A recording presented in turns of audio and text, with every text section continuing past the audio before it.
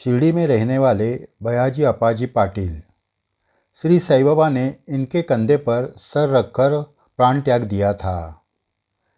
चेन्नई के साईं भक्त नरसिम्हा स्वामी जी ने 9 दिसंबर 1936 में इनसे श्री साईं बाबा के बारे में जानकारी ली थी।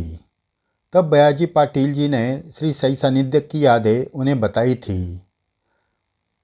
बयाजी पाटिल 1936 में 47 साल के ही थे। उनकी यादें उनके ही शब्द में दे रहे हैं।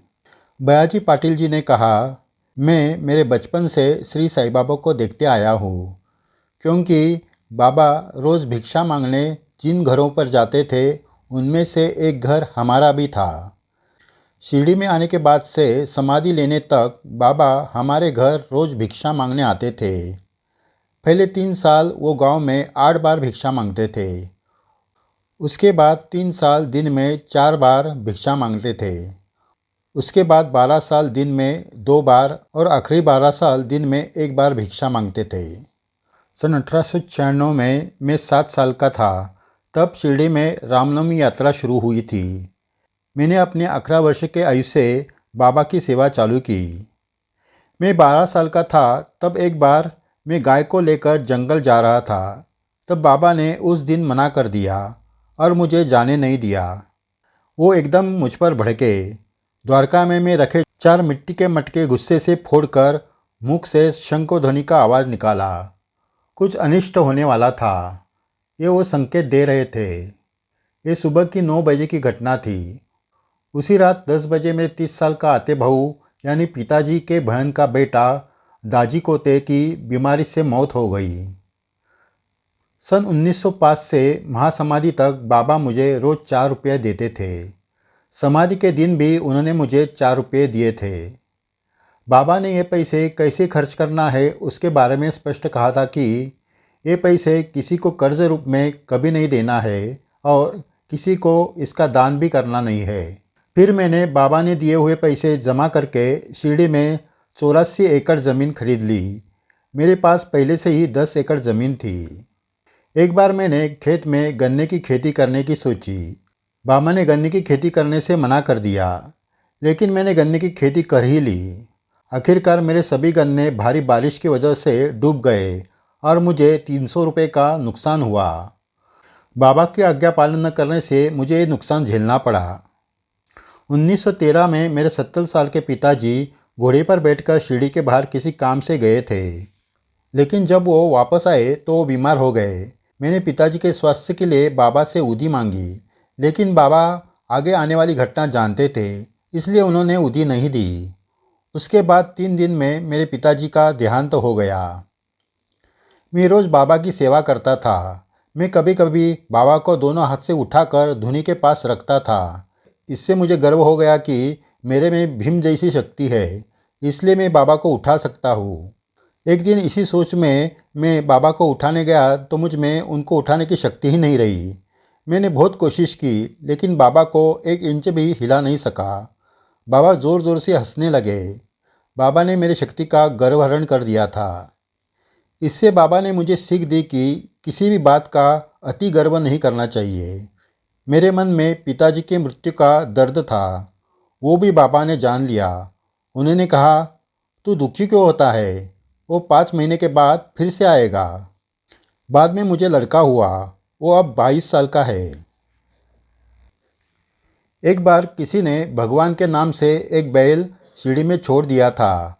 वो भगवान का है ये समझने के लिए उस पर त्रिशूल का निशान भी किया था, लेकिन वो किसी के भी खेत में घुसकर फसल का नुकसान करने लगा।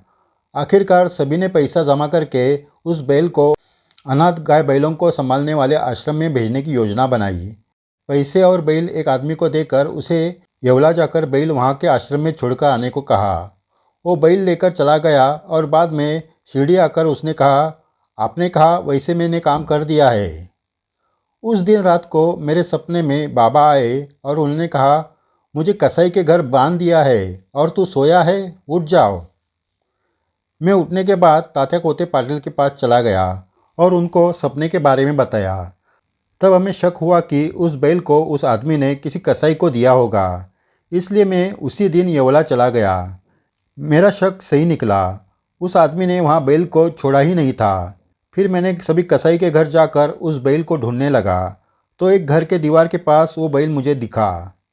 उस कसाई ने कहा उस आदमी ने 14 रुपये में वो बैल उनको बेचा था। फिर मैंने उस बैल को वहाँ से छुड़ाया और येवला के आश्रम में छोड़कर शिरडी वापस आ गया। बाद में उस आदमी पर केस होकर उसको 2 महीने का कारावास हुआ। समाधि लेने के दिन बाबा ने मुझे कुछ बातें बताकर कहा इसमें से एक शब्द भी किसी को मत बताना। बाद में कहा मुझे वाड़े में रख देना, सभी भट्ट लोग मुझे संभालेंगे। इतना कहने के बाद बाबा की सांस हल्की होने लगी। तब नाना साहेब निमोणकर जी ने बाबा के मुंह में पानी डाला। मैं उनके पास ही बैठा था। मुंह से पानी नीचे न गिरे इसलिए मैंने बाबा के मुंह के नीचे हाथ रखा, लेकिन बाबा के मुंह से पानी बाहर आ गया। आखिर मेरे कंधे पर सिर रखकर बाबा ने आखिरी सांस ले ली। बाबा के समाधि की बात सुनकर पूरी शिरडी में हड़बड़ी मच गई। सारा गांव द्वारकामाई में आ गया। बाबा की समाधि कहाँ हो इस पर विवाद होने लगा। कुछ लोगों ने कहा कि मेरे जैसे अमीर लोगों की मदद से नई इमारत बांधकर उसमें बाबा की समाधि बनाई जाए, लेकिन बाबा की आखिरी इच्छा थी कि उनको बुटीवाड़े में रखा जाए।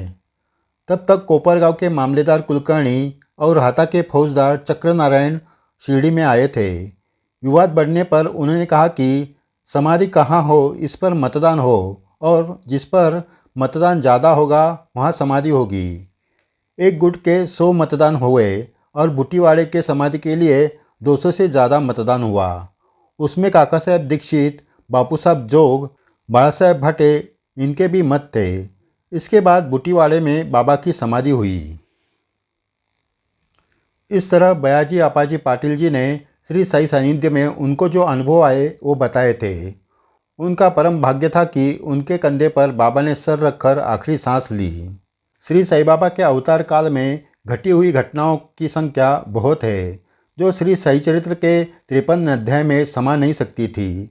इसलिए हम जो चरित्र में नहीं वही दुर्लभ जानकारी दर्शकों को सुना रहे हैं और जो चरित्र में है उसकी अधिक जानकारी दे रहे हैं।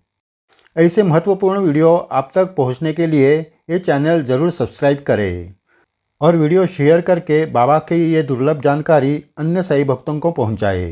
ये साई सेवा ही है। जय साई राम।